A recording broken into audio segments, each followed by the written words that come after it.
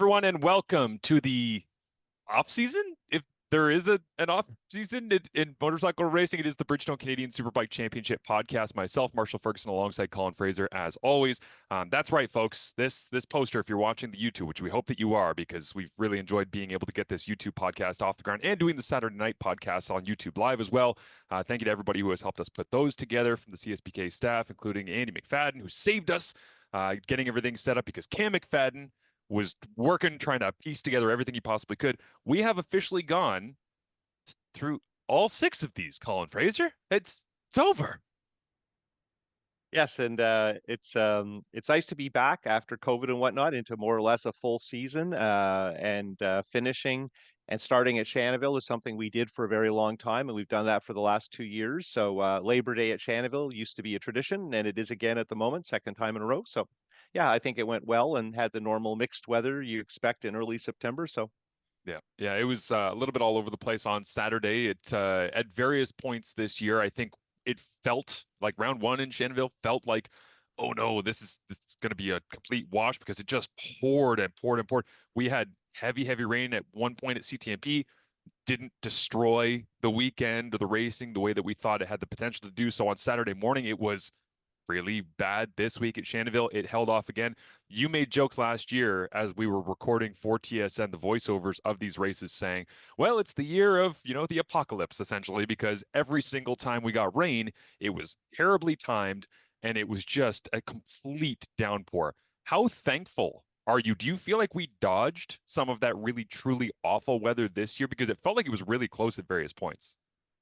well, I think it rained pretty much every national, so it affected the schedule. And of course, ideally, it's the summer when you're looking forward to going to a race. You're hoping it's going to be dry. You don't want to stand out in the rain. When you're looking forward to participating in a race, you don't dream at night of riding on a wet track. Maybe Trevor Daly does now, but the average person doesn't.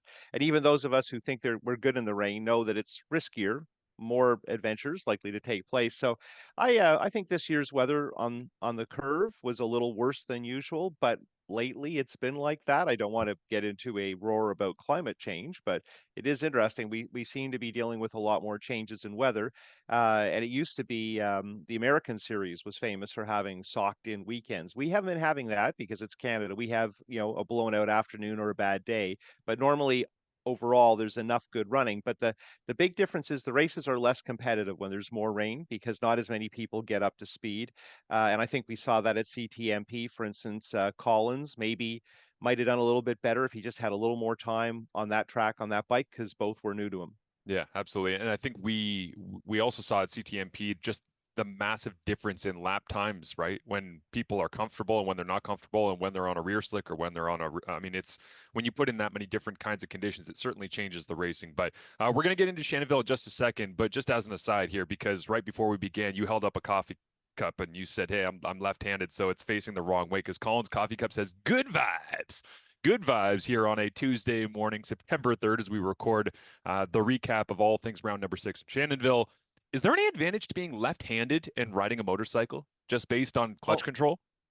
well, in theory, I would say no, because all the detail work is done by your right hand.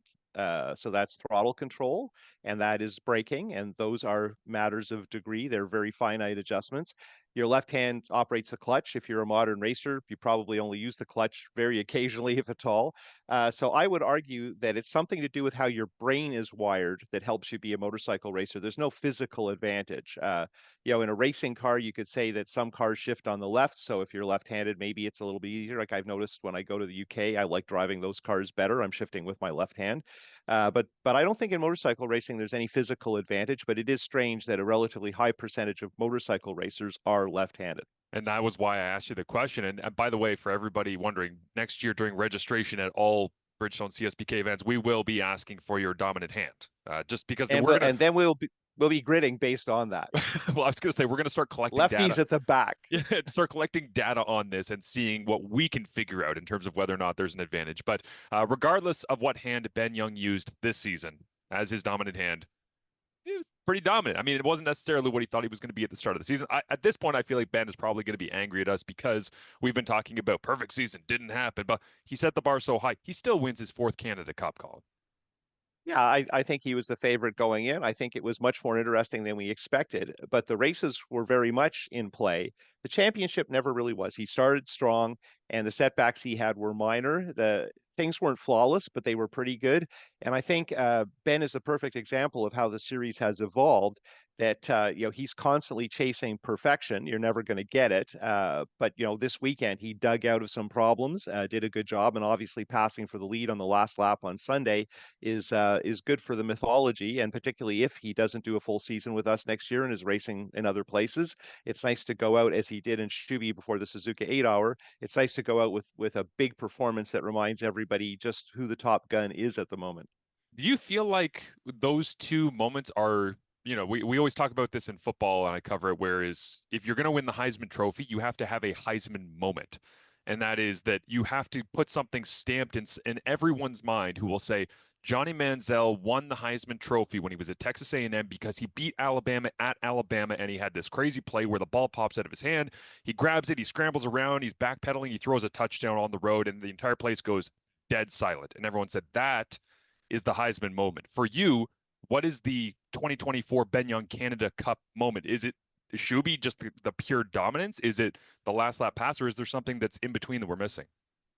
Well, I think it's always a number of smaller moments, but your illustration you just made is a really good one because to resonate, to kind of stick in your brain and continue through the rest of your career, you need to have a couple of standout moments. The big one for Ben was 2019 at Shuby when he got run into by Jordan Szoke, went off the track, came back way deep in the pack and won the race, turning incredible lap times. That's always well, until something unbelievable happens, that's going to be his career moment. But this year he had some very very good ones, and for me it would be at Shannonville because on Saturday he held station, watched what was happening, felt that there were some things going on he could exploit, and maybe he decided to go just a bit too late. And on Shannonville on Sunday, it looked like a very very similar story, and I was concerned he was going too late when he went by Guerin. But it ended up playing out, and it was what we want to see for the last few years. It's Dumas versus Young, heads up, both of them riding well, both of them turning really good lap times. And it was interesting that the weekend started off on Thursday with everybody wondering where the lap times were going to go, and they found them. They ended up being faster than last year, and it's easy to forget that the 15 turn track at Shannonville, the long track, over 4 kilometers long, because the lap time's so long, it's very similar to the lap time where MotoGP was this weekend. And Marquez was on pole by almost a second. That's what happens on long laps. They shouldn't be that close together, right? Because, yeah, exactly. The percentage margin is manifested over a much bigger amount of time. So that our guys were battling that way all the time, like every session, it was a very impressive dispute over fastest laps, and a number of other people were part of that. And Jordan Szoke, and this completes the year of his comeback where he's back up to speed. He was in that conversation. He was close for a while in those races, but we definitely have established a pecking order. We saw almost every session very similar results, and yeah, between Guerin, Dumas, and Young, there wasn't much in it, and they were kind of trading opportunities. But I think Young continues. He won the race by 0.31 of a second, which is meaningless. But the point is that on the last lap, he got it together, and Dumas tried to get it back. And of course, when you're waiting for a whole race for something to happen, and then it happens on the last lap, that's a race you're going to remember, I think.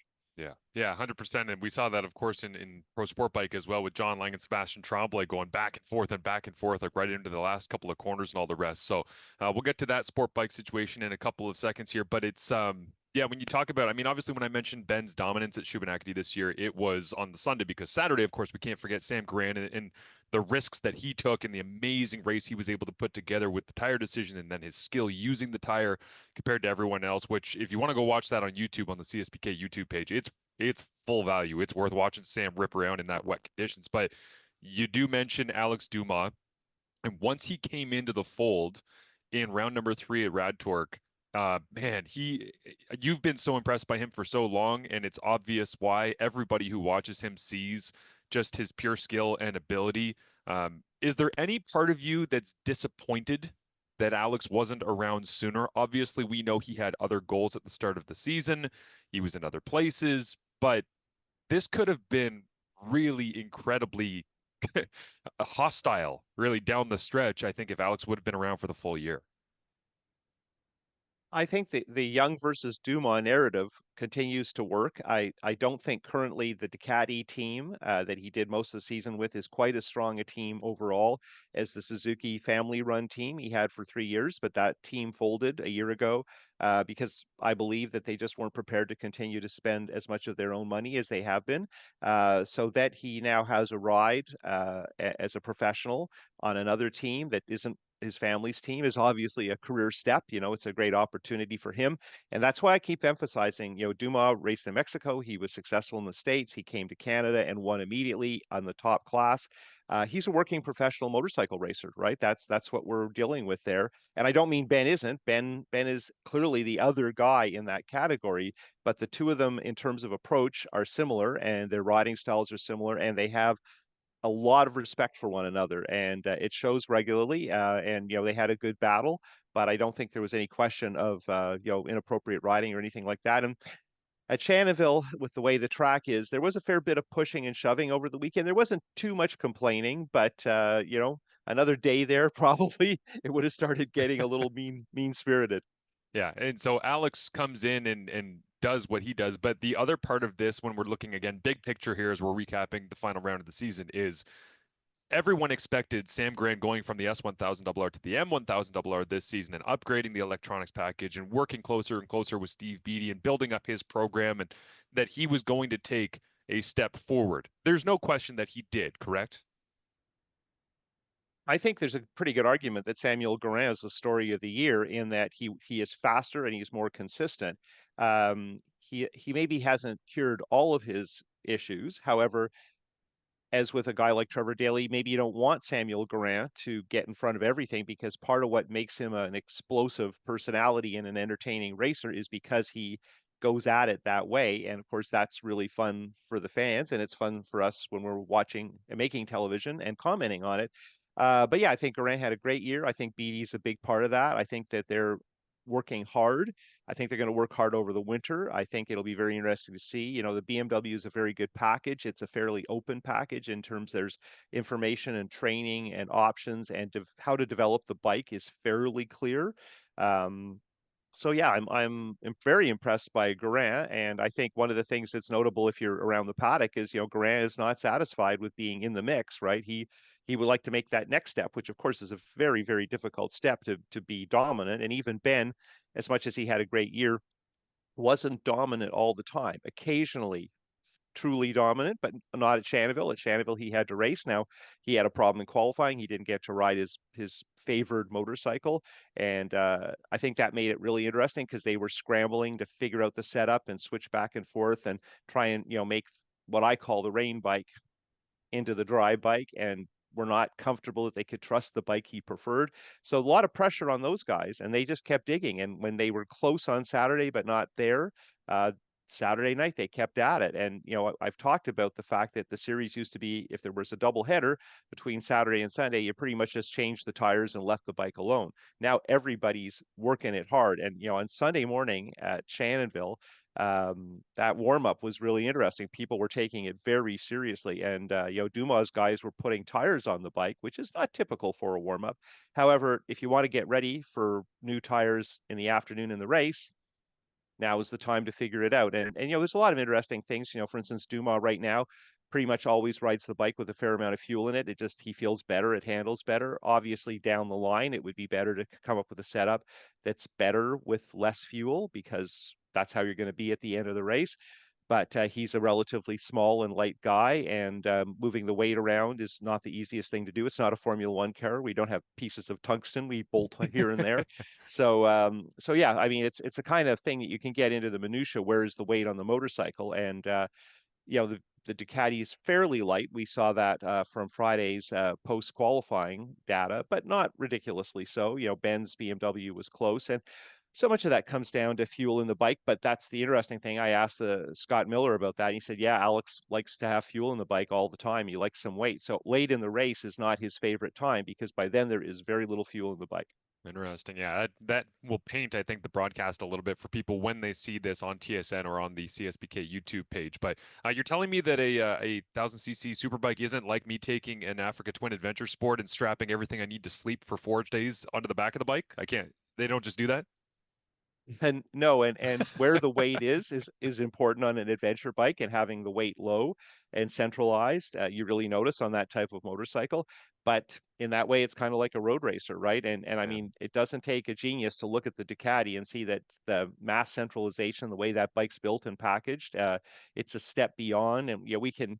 There's so much discussion about Ducati these days because of the upcoming MotoGP rule changes, and rumors that Ducati are going to build an inline four because of the new rules in MotoGP, and that they get the most out of the spec tire there because their design leans towards the rear tire more than the front, which kind of takes us full circle to Ben Young as a front end guy. And on Saturday, he couldn't get the front end working quite the way he wanted. Now, this is a matter of degrees, and very few riders have the skill and the confidence to feel that difference. But literally, he was complaining that the suspension was riding too high in the stroke. And it's interesting when he puts on the brakes and uses that to change the geometry and shorten the wheelbase of the bike into the turn. He likes to bottom the forks out, which in my day was catastrophic. That's now a technique some of the guys use. Ben is one of them. I've talked to his chassis people about that, and we're getting into the real detail stuff. But the riders with a lot of confidence, they understand these things, and they've got to have the bike feeling the way they want it to go and get that lap time.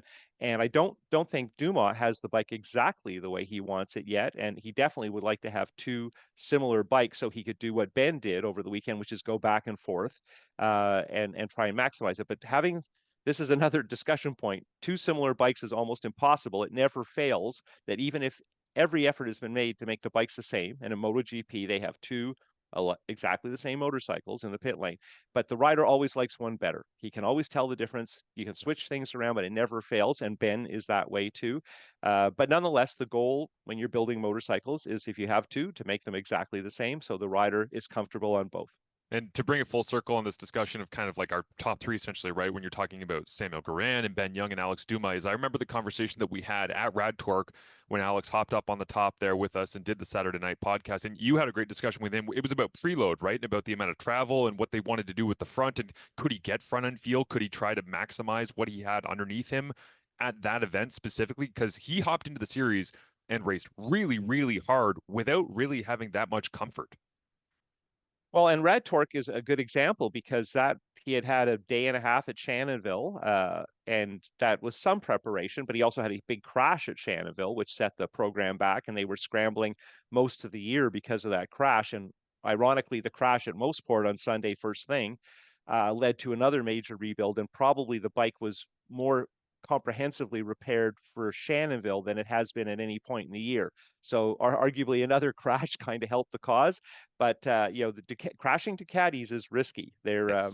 It often becomes very complicated to repair them, and the team does not have resources in terms of spares. As I mentioned, there is no other bike that he could just hop on that and concentrate on the different machine for the course of the weekend. So I don't think that Alex views that bike as his bike. That's a comment to make. He doesn't. I don't. It doesn't feel like my bike yet. And obviously, it's scary to think what it would be like if that felt like it was his bike.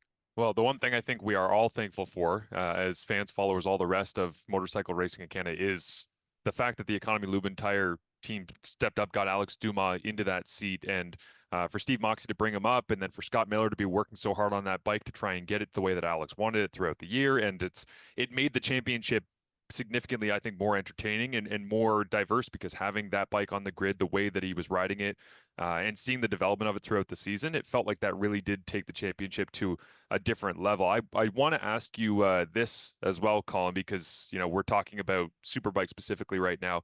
Wild card of the year: Trevor Daley, Steven Nickerson, or Torrin Collins.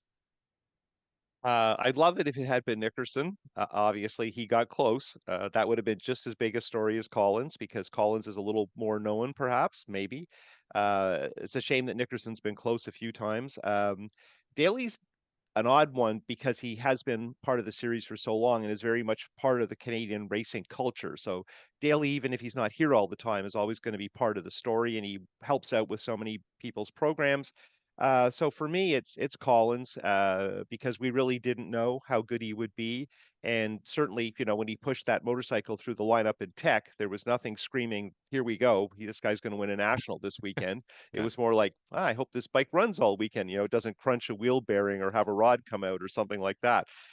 So yeah, I think and also before it sounds like I'm too guarded in my remarks, let's watch Collins ride. No offense to Trevor or Nickerson, but man, he put on a show and it was spectacular. And if you say to people, watch this guy, it wouldn't take them long to notice. I mean, people who don't watch motorcycle racing, we're talking about him. So, all I can say selfishly is I hope we get to see more of it because it was spectacular. And, the rumors are, we might have two races out west next year, and that means theoretically two races on home ground for him.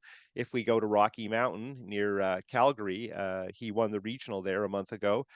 He was the fastest guy when we tested there. So another race in Alberta isn't going to hurt Torin Collins, even if he's not on necessarily the absolute best machine. Yeah, and whether it's 5 rounds or 6 rounds, the idea of doing two of them out in places that he understands pretty well, and obviously we saw what he did at Rad Torque hopping onto that bike. You would assume if he's around next year, he would have better machinery. So you start factoring in, okay, if we got 4 races out there, if he wins 2 or 3 of them, if he were able to do that, then all of a sudden you're looking at the championship and going, all right, well, somebody else now has got to match that and win 2 or 3 or have more finishes than he does or maximize CTMP or Shannonville or wherever we end up in the other places. So yeah, the math on that with 2 rounds out west, it would change the championship, it feels like. And I wouldn't count on Ben Young not being here next year. I respect his ambition. He was in a similar spot a few years ago before COVID hit. And obviously, it would be fun to see what Ben can do in other places. But yeah, Ben isn't doing all the races, a la Trevor this year. Ben, nature abhors a vacuum. Excuse me, I'm sure Guerin thinks he's the logical guy. He is absolutely the logical guy to fill that vacuum. But Collins is a wild card, and as you pointed out, if you can look at it and say I got 2 or 3 wins probable if I have decent machinery, you can build a title challenge out of 2 or 3 wins, no question. The problem always is, and Seb Tremblay is the guy who can teach you this lesson, is the bad days have to be fourth or fifth, not on the ground, right? Yeah, and I think That is the tough thing about winning titles, and Ben Young and Seb Tremblay completely understand that dynamic. and when you say that, and we're having the conversation about wild cards here, I would love to see Steven Nickerson be around for more of our races because I think he's shown at Grand Bend that he has the skill to compete anywhere, and I'd love to see him try to maximize that if and when possible, not just because it's a Fireblade, not just because it's a Honda that he's ripping around on, but it does bring to mind when you mentioned the bad days have to be fourth or fifth, not at the back of the grid. David McKay on the Honda this year, like when things went poorly, they went poorly in a way that cost him a significant amount of points because they really had a chance to try and climb up and I think outreach even their own expectations from the beginning of the season with that first year of the Honda program. If you're not a hardcore supporter of McKay, and of course he's coming off a pro sport bike title with Kawasaki, and so he's got pedigree. If you're just a casual viewer of the Superbike and not paying attention past the top 2 or 3, McKay had the year he should have, right? He had some good results. He showed well, is in a good position in the points. The problem is, from a McKay point of view, just not quite the moments he wanted to attract the attention. And you mentioned Nickerson on a Honda. Don't forget, there's also Pletch, another 3 Honda riders based Yeah. at Grand Bend, who definitely at some of the venues could be a contender. So yeah, there are a couple of people who aren't around all the time, but McKay is knocking on the door. He's right at the back, right? So the first person he has to get with is Szoke. I think he spent a fair bit of time battling with Daly. Now Daly isn't in great shape right now because of that left hand, but Yeah. racing Trevor Daly is going to be good for David McKay, and I'm sure it's got to be tough that you didn't have that one race that you can kind of hang your resume on. But he had a good year, and I think there's lots of promise there. And our new rookie of the year, Connor Campbell, a similar situation. He had more bike problems and had a crash early on that set him back a bit. But there are a few people coming, and we saw an amateur champion move up to pro and have a good race. And there's a lot of encouraging signs. But the problem is if you're just behind the fast 3 or 4, there's, as we talked about, a couple of days ago, not a lot of oxygen for the conversation. Those guys have the top guns have sucked up so much attention. It's frustrating not getting maybe the recognition you deserve for a steadily improving program. And that's the literal oxygen because of the amount of time that we spend talking about those top three guys. As we always hear from people, go, "Why don't you get to talk about anything else?" We go, "Well, those top 4 or 5, man, they're really. We got a lot of things we got to talk about with those guys." But I do want to mention this because I feel like this has been unfortunately a consistent trend throughout the podcast this season. We do talk about whether it's Alice coming in or some of the wild cards and all the rest. And the thing that we take for granted, and I think this is the reason that at various points LeBron James has not won the NBA MVP, is people just go, he's been around for so long, right? And they just, it's like the voter fatigue of, well, do we have to give Tom Brady the MVP again? I mean, come on, man. We're tired of, you get tired of checking off and going, yeah, Jordan Szoke, great job, great season, wonderful return from injury and all the rest. The reality is, Jordan kicked ass this year, man. And like he was really, really close to mixing it up even more with that top three. It seemed like every single race when it was consistent conditions, you would have essentially the start and Jordan, I mean, especially Atlantic Motorsport Park, it felt like just trying to latch on and stick with and be able to crawl up into those battles because he was right there on the edge with his pace. And at various times he just couldn't do it. But compared to what, and this is just me coming in as the new guy, from what I saw in the first year of his return to what I saw this year, to me, it was incredible to see his recovery and his confidence and all the rest, and him being able to finish the last race of the year with a burnout on the front grid at the finish line, standing next to Ben Young as they fist bump and go and celebrate. And it was like, I loved what Jordan was able to accomplish this year with the context of where he's coming from over the last couple of years, because it has not been anywhere close to easy for him.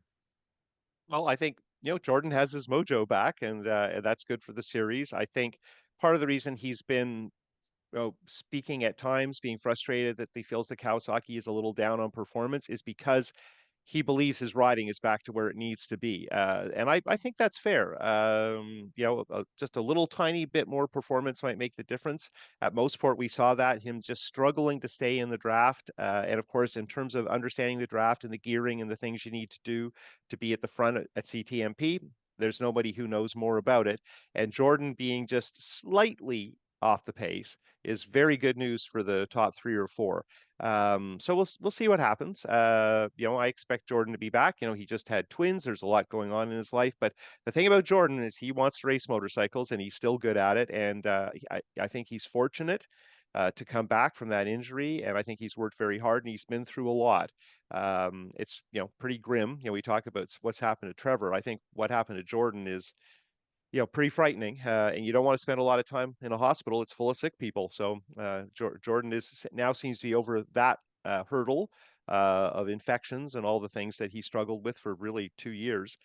So we'll see what happens. He's still not ever going to be 100% because of his ankles, but he's come a long way and he's riding very well and he's riding with confidence. And it's fun to see him with that old attitude again. And seeing him at Atlantic Motorsport Park chucking it down the hill in turn number 1 was pretty fun, and it was great to be able to call as well. And then I want to give him, I think, my quote of the year, because I love athletes that are able to put very complicated, wide-ranging thoughts into very short sentences. I asked Jordan, I believe it was at Atlantic Motorsport Park. I said, "Hey, so what's the delivery day? What's happening with the twins coming and all the rest?" And he said, "Well, it's supposed to be, next week or this or that." And I said, "So what does that mean for CTMP?" And he didn't even pause, Colin. He just turned to me and he goes, "Daddy's got to go to work."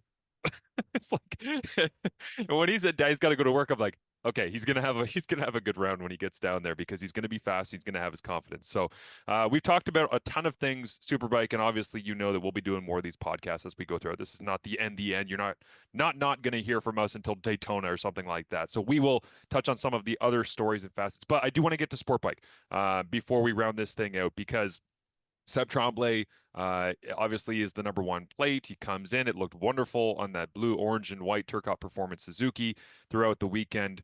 What was your takeaway from the sport bike chaos? Because that's really what it's been all year long. The parity has been amazing. The young guns on their way up have been fantastic. We got awesome battles up and down throughout the grid on this final weekend. And unfortunately, Elliot Vieira unable to go on Sunday, dealing with some issues. But it's just, for me, sport bike was right there in terms of entertainment value with anything else that we saw this season.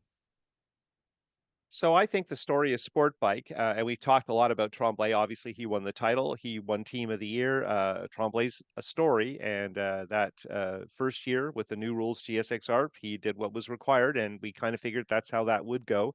And we compared him to Ben, and it was a good comparison. Although to be fair to Seb, he got his title first, not by much. He got it Yep. at the end of the day Sunday at CTMP, and Ben got his the end of the day Friday at SMP. But yeah, Seb edged him. But I think the story in Sport Bike is Cyr. He started on a triumph. We talk about Dumas making his Ducati V4 debut at Rad Torque. Well, Cyr made his Ducati V Twin debut.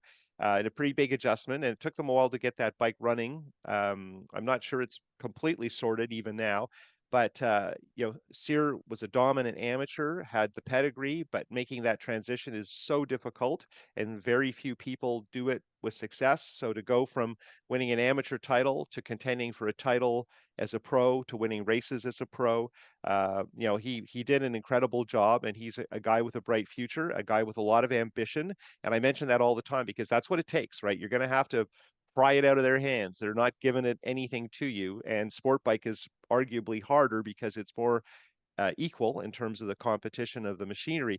I also want to mention, Cyr had a BMW that is part of the Moxie stable. It wasn't the M that Trevor Dion rode on Sunday at the first Shannonville, but he did have a BMW, a Superbike. He looked pretty good on it. I think he got pushed out of Q2. I think he was 11th on the grid. Didn't end up racing it, but he looked pretty good.